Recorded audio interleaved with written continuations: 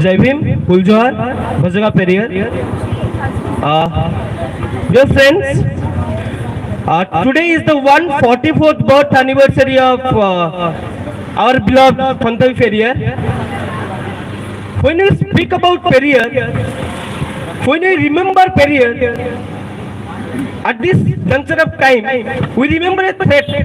We remember someone who has not just threatened this biomedical, the caste supremacist empire that India has been, but who also gave us an alternate identity, who gave us something that is very much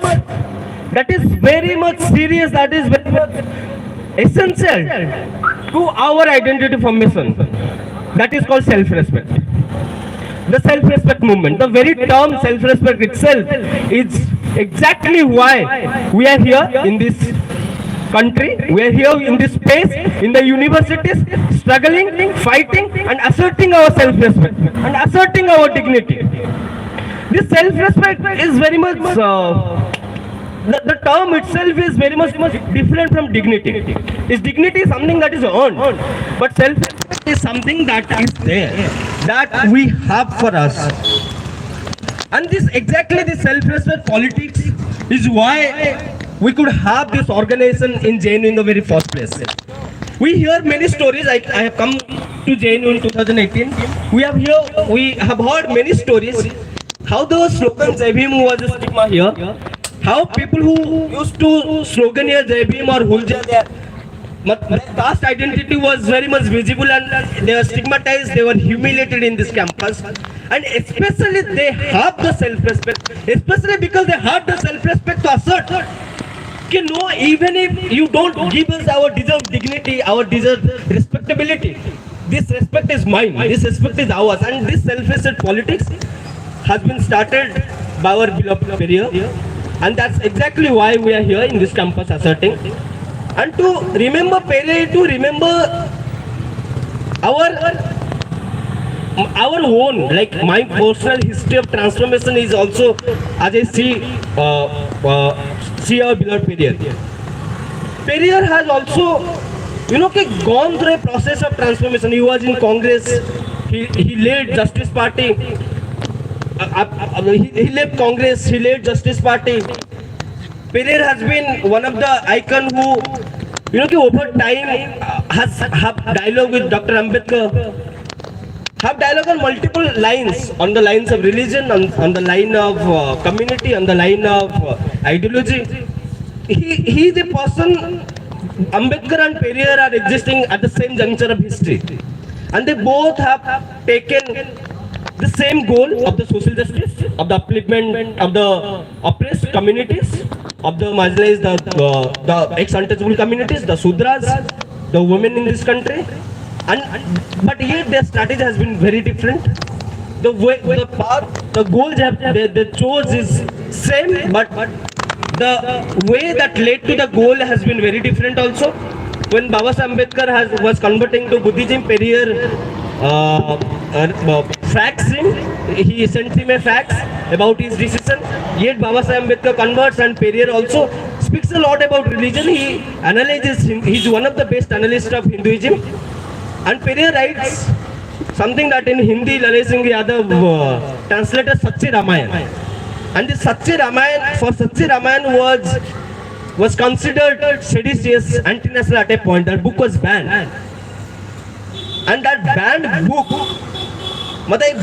how can a book be banned? We are seeing at this current juncture of time that books are getting banned. But think about a time that everyone sees as progressive time, as better time, as time that is not BJP. As time where, everyone says that was a golden time that we could speak about our rights. But at that time, Sachi Ramayana was banned. So, that revolutionary, that Periyar, the revolutionary that has been, I don't want to speak much about Periyar because Periyar's idea of social justice, Ajit Khanna sir is going to speak to us. And sir has been very much there in our activism, especially he has translated a lot of books. He has translated from Tamil to English. when we think about, like Baba Sahib Ambedkar's volumes are with us, 17 volumes and many volumes, some volumes are part 2, and those 21 volumes are with us. And Baba Sahib Ambedkar is very popular in academia right now at this current juncture of time because of the Ambedkar politics that asserted Baba Sahib Ambedkar in campuses is because we have translations. Baba Sahib Ambedkar wrote many works in English, but whatever he wrote in Marathi also, it was translated. But the very less translated persons are such as our anti-caste icons like Mahatma Phule and Periyar, who has done extensive work but has not been translated. And for that, like Sir has taken initiative, and recently also Tamil Nadu government has announced to publish volumes of Periyar, for which we appreciate the effort, we appreciate such decision, and we congratulate Sir also for his effort in bringing Periyar and bringing the icons of social justice, the ideas of social justice to the English academia. And with that, I welcome Sir for the speech. Sir is a professor in French and Francophone studies, and we are very honored to have Sir with us to speak about Periyar 144th birth anniversary of Periyar. Thank you.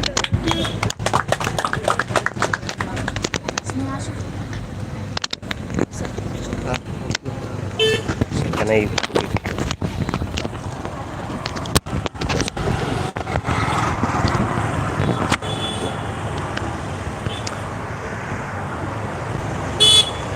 JB,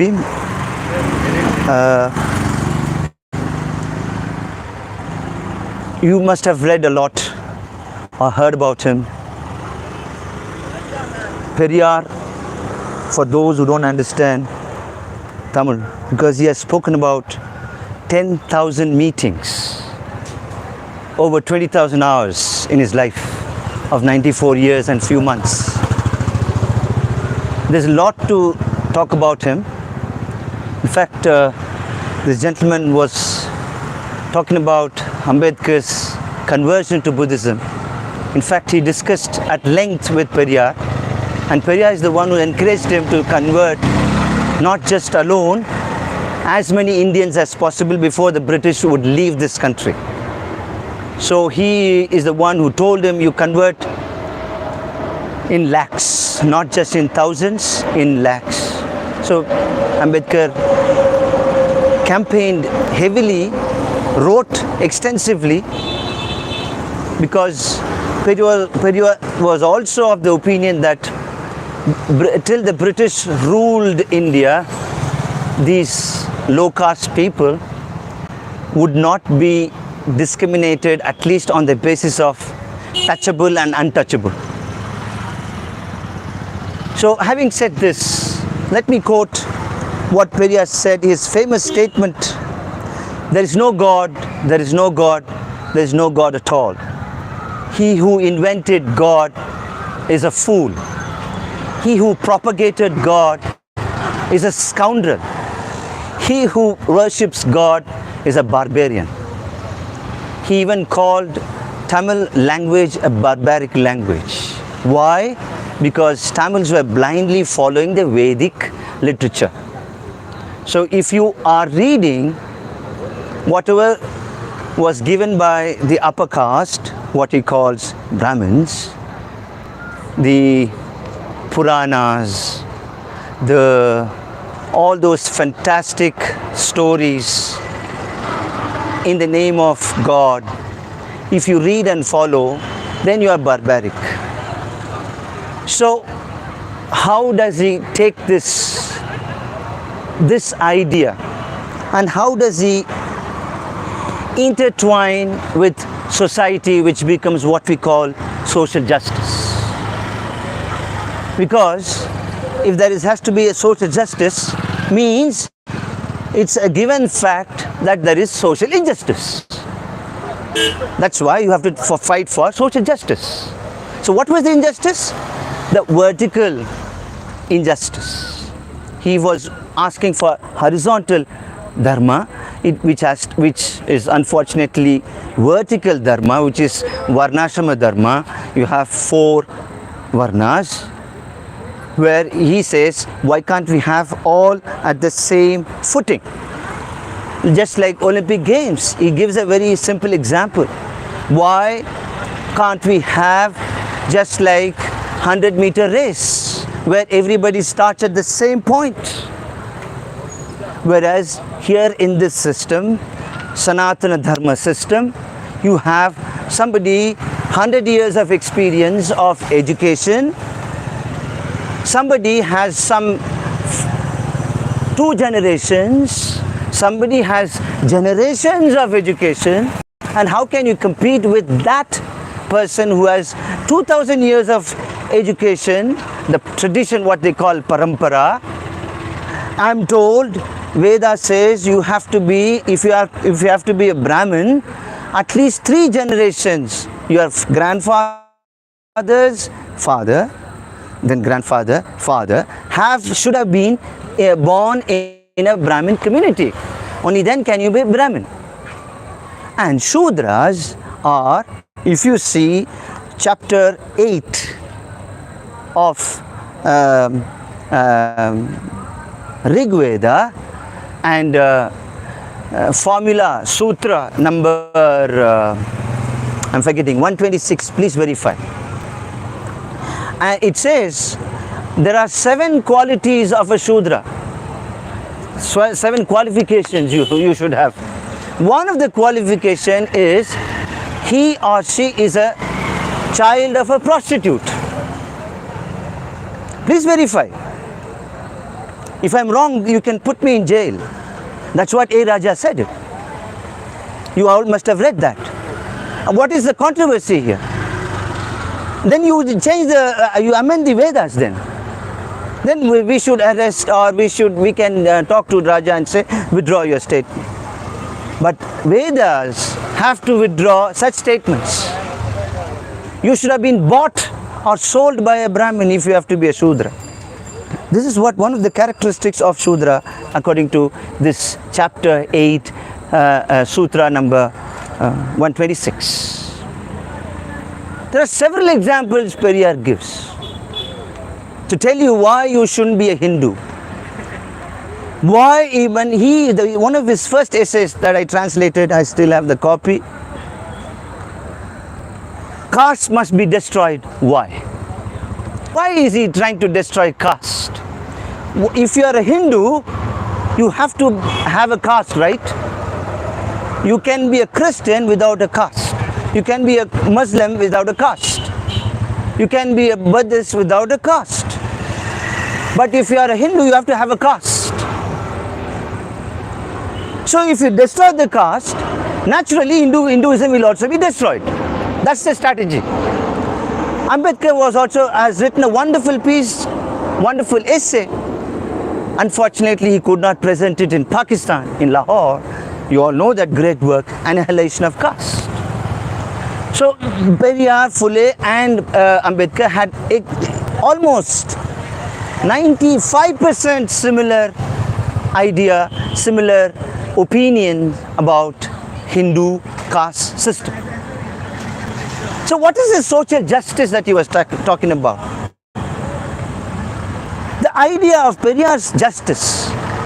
He is not the founder of Dravida Kalagam, that is DK. He is again not the founder of Justice Party. Natesha Mudaliar was the founder of Justice Party in 1916, if I'm not mistaken. It was called South Indian Libertarian Federation, SILF. Later became Justice Party. Which was funded by this is the first organization in India which was funded and founded by a non-Brahmin for non-Brahmins. Later it became Justice Party. Then Justice Party later became Dravida Kalagam, DK, which was started by S. Ramanathan. For various reasons. I don't want to get into the detail of those reasons. But what was it founded for? I'll tell you one example, a striking example. In 1920s, I think so, 1920s or 1930s, when railways were laid down, railway paths, there was a board. Shudras, dogs and diseased persons are not allowed to enter. You can understand the pain. Shudras, dogs and lepers cannot enter the railway station. And in the pantry car, one section is for Brahmins, another section for non-Brahmins. Several hotels have announced non-Brahmins, dogs and lepers don't enter. They were treated worse than dogs. And they were also called sons of prostitutes. And they will always be serving the Brahmins and the other upper castes throughout their life. So this is the injustice that these people took up. T.M. Nair, Nadesa Mudaliar, Periyar later. And how did it become a Dravidian movement? It should have been an Indian movement. Since he had no support from Muhammad Ali Jinnah, no support from any other leaders from the north of India, because, can I say, India was divided even those days between Aryans and Dravidians, which is unfortunate. So if that is the Arya Samaj you have in North India, very popular sect among Hindus, Bengal, Bihar, UP, quite a lot of Maharashtrians, Arya Samajists. So it became a kind of a interracial divide. So when people like Periyar and Ambedkar saw this dirty twist that it was taking, Ambedkar was sick and tired of all these religious conflicts. He read everything under the earth. Periyar spoke everything under the earth. This is the only thing that divides the Periyar and Ambedkar. He wrote, he spoke. So Ambedkar declared that I will not die a Hindu in 1936. Unfortunately, he died as a Buddhist in just 3 months. He could neither revive Buddhism nor this casteism, because life takes you away. Unfortunate. Periyar, luckily, he lived for 94 years. He used to carry his own bag where he would piss, because he was suffering from kidney problems. Even last meeting he had his bag. In one of the meetings when he was talking, that why should you go to this temple when they are not even allowing you to enter? Why do you want to go to this temple? Which means you want to be a Hindu. So he was talking against this practice. Somebody threw human shit on him. Sorry guys.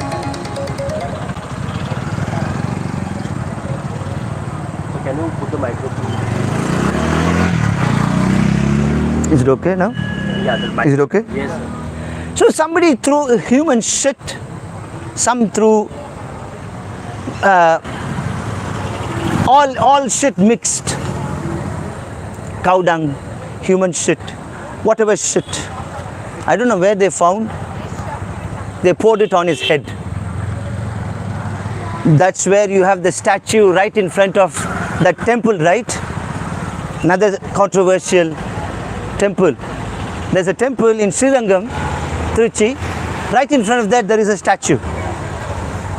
Right in front of the temple. Right in front of the Sanctum Sanctorum, Periyar's temple. A Periyar's statue.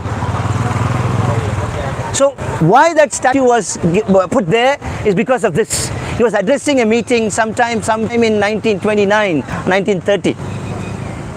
They threw the shit on him. But he did not stop. He went on and on. He asked some of his the party workers, please give me a shawl.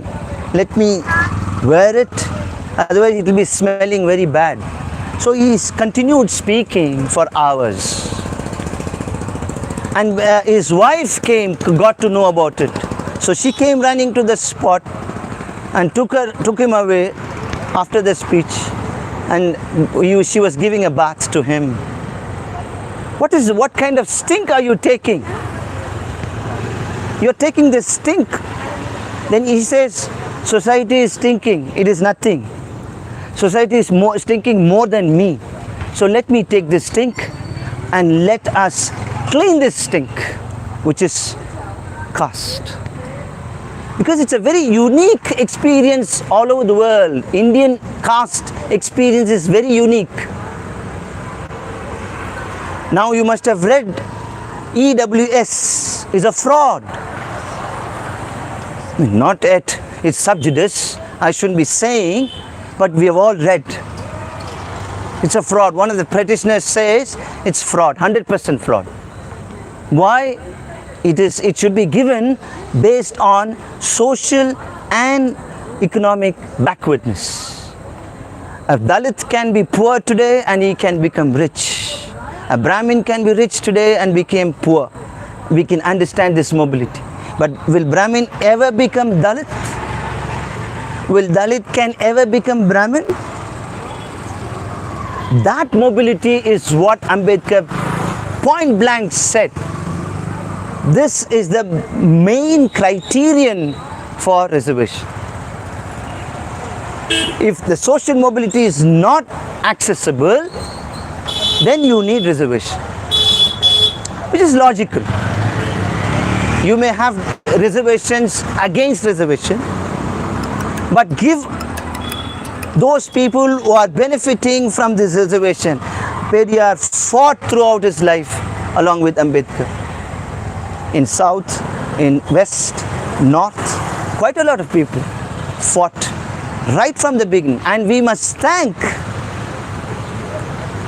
Sahu Maharaj for this reservation. He was the first one to implement in 1905, much before Ambedkar's and Periyar's proposal.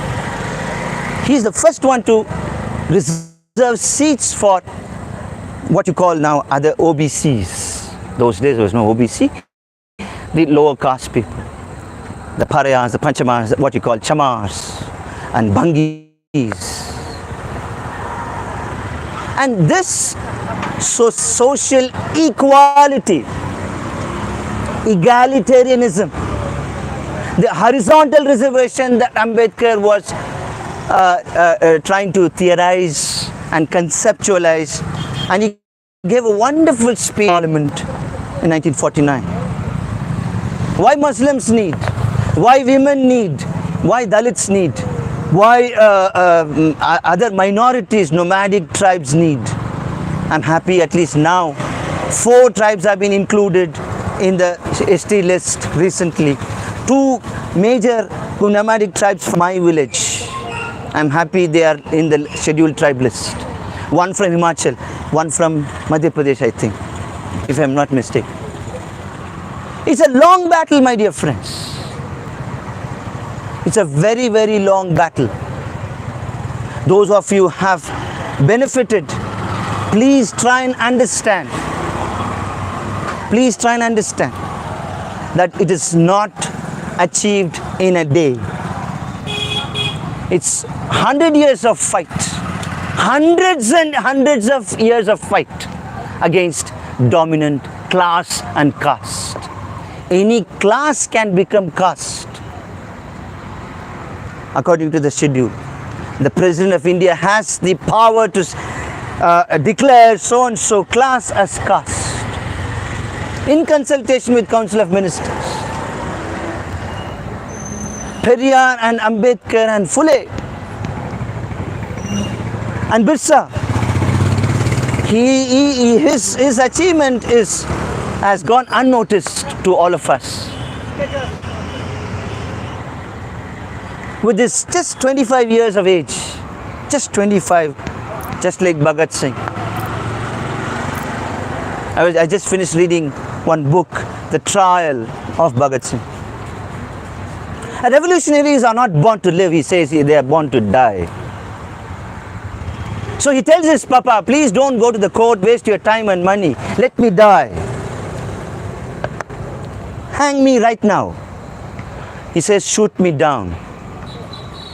If I'm hanged, I will not touch the motherland. So that was Bhagat Singh. So anyway, drawing this inspiration, Periyar wrote in his Vidudalai journal, weekly newspaper. Later it became daily. He's the first one to write when Bhagat Singh died, regretting and the sabotage by Gandhi by the time he resigned from Congress. He could have saved him. And when Ambedkar died, again he's the one to write, I don't know if it is a rumor, he says there is a suspicion in his death. I still have the clipping. So he was least bothered about policemen, judiciary. I can go on and on. And he, in one such instance, I'm really tempted to talk about this instance because it has direct link with the social justice and the awareness, the kind of manipulation that is happening in this country, all over the country, in the name of religion, purity, pure blood, Aryan blood, Nordic blood, just like Hitler propagandized.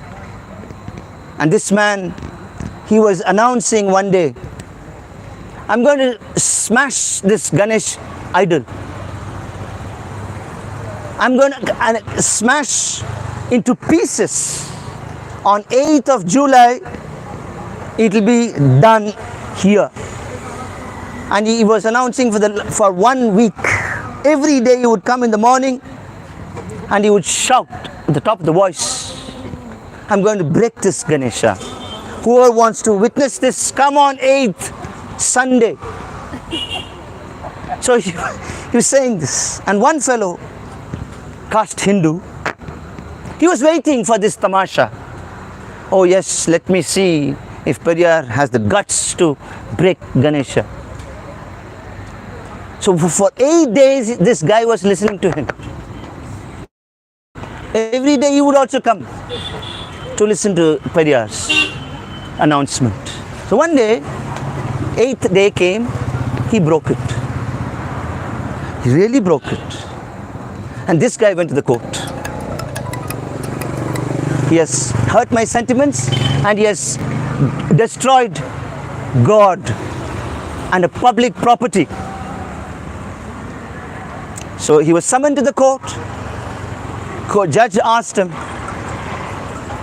right now if he had done, he would have been hacked to death, right?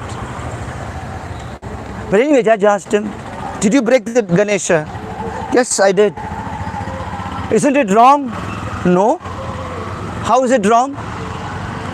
No, you broke it. You're not supposed to break the public property. I'm sorry, sir. You are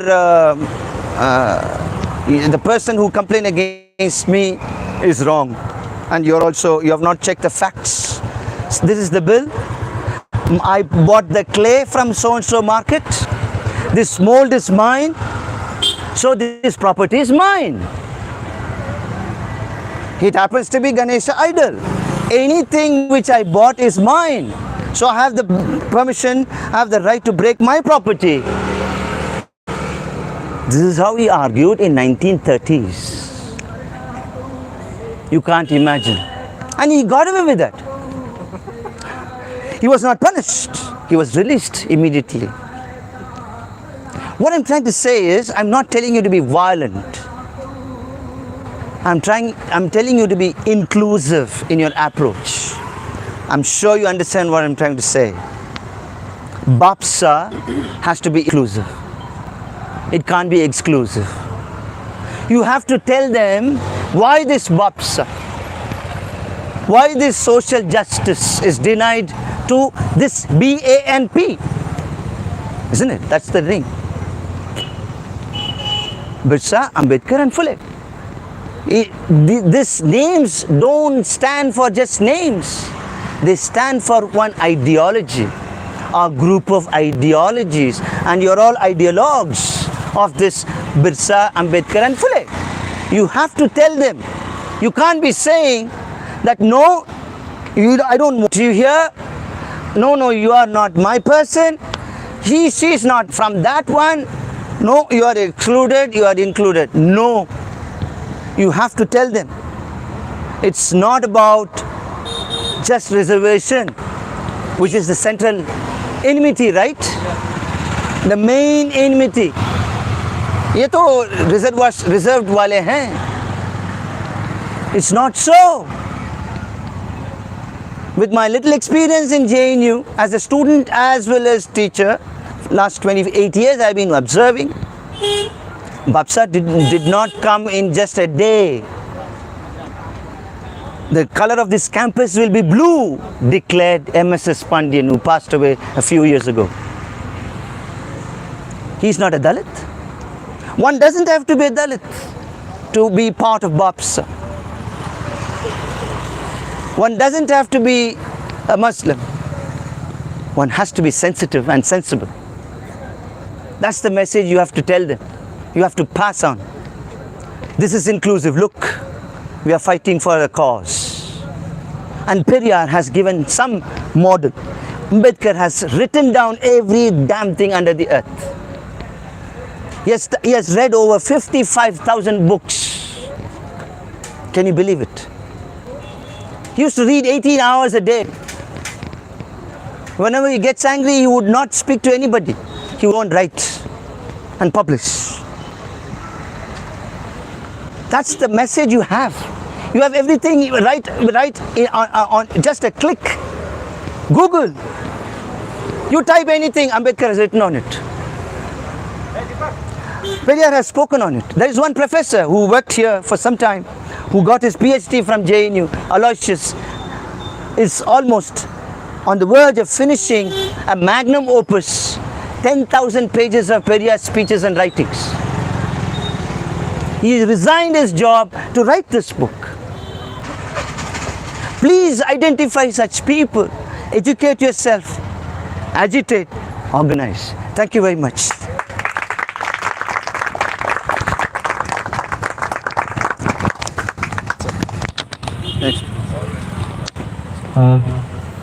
Thank you so much, sir, for this brilliant presentation, this brilliant lecture. You have touched upon Periyar's speeches, Periyar's ideas in relation to our contemporary issues. You have spoken about EWS, you have spoken about the questions of social justice of our time. Ravi Verma Kumar sir, Professor Ravi Verma Kumar, recently when fighting for the EWS, he also made the same statement. This is not SC/ST OBC reservation which is discriminatory. This is the EWS which is discriminatory because it discriminates poor on the basis of caste, and which is also very much. If you see the speeches of Periyar, this is very much resonant to the Periyar ideas. Periyar, as we know, he has declared he has one name to destroy three things.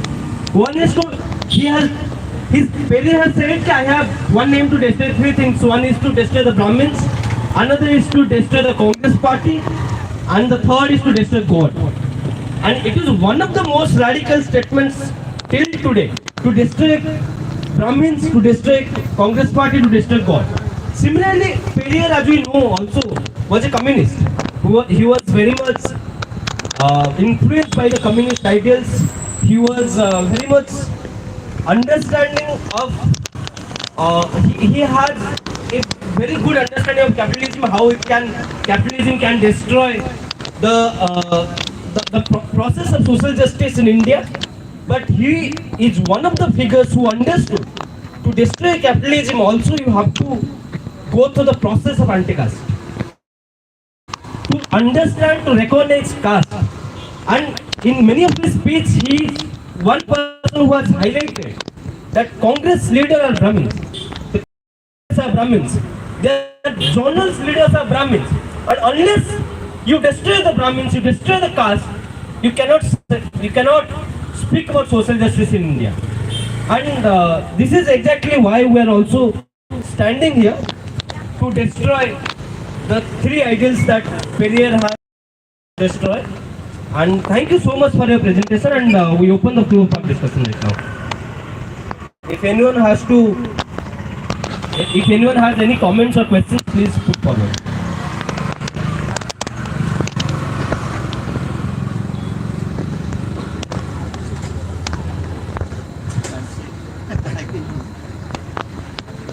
No questions, I'm leaving. Thank you. Yeah, so thank you so much. And with this, we also end the lecture right now. We have a movie screening. The movie is titled Madras at 9 o'clock. Madras movie is directed by Paranjit. It is considered to be one of the best of Paranjit. So please join us at 9 o'clock in this place to watch Madras together. Thank you.